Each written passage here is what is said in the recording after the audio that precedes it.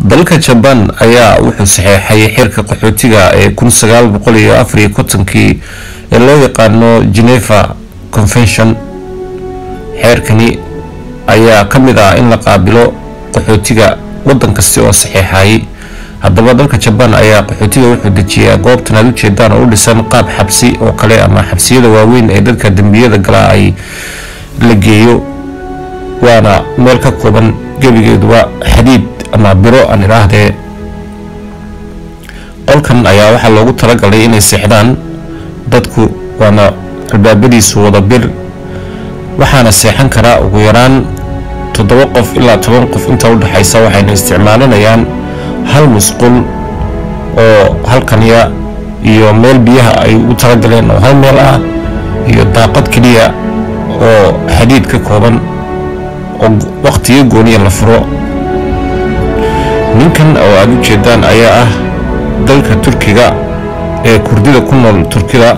wuxuu sheegay in wadankaasi uu 15 sanadood ka hor weydiistay qaxootinimo balse aan la qaabilin, xabsigaasna la dhigay muddo 1 sano markuu ku jiray ayaa banaanka loo soo tuuray isagoon wax warqada ama sharciga haysanin. waxaana lagu hanjabi jiray ayuu yiri in maalin kasta lagu celinayo wadankiisa. haddaba Aryan wuxuu sheegay in xabsigaasi uu ahaa xabsiga argagixisada adduunyada la dhigo ee Guantanamo oo kale, wuxuuna xasuustaa waxyaabo badan oo tacadi ah oo kala soo kulmay. wuxuuna guursaday markii banaanka uu soo baxay gabar Japanese ah, wuxuu dhalay 2 caruur ah. wuxuuna sheegay in 15 sanadood ilaa hadda uusan wax xuquuq ah ku haysanin wadankaasi, oo uu la mid yahay ninka saaka ama maanta iska soo dhiibay meeshaasi.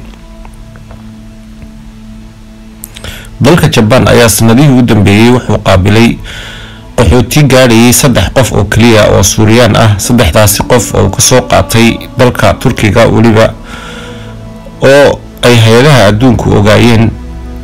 halkan waa nin Ciraaqi ah oo isagu iskiis ku soo dhiibay wadankan oo magangeliyo weydiistay balse ay u suurtoobi weyday, waxaana loo sheegay in 1 sano uu ku jiro gurigiisa uu xabsi ku ahaan karo uuna banaanka u soo baxayn, halkaasna lagu keeni doono wixii u baahday cunaa. ninkani ayaa sheegay inuusan xaq u lahayn inuu magaalada u baxo kana hadlo xaq inuusan haba yaraatee ka hadli karin xuquuqdiisa oo nafiisana u cabsoonayo. dalka Japan oo arkaysaan sida uu qaxootiga u qaabilayo ayaa waliba wuxuu u raaciyaa gidaarada wuxuu ugu qoraa fadlan u sheeg qofka ka dambeeya markaan ku celino inuusan xaq u lahayn wadankan inuu iska soo dhiibo, dadkiisuna ay neceb yihiin dadka qaxootiga sheegta.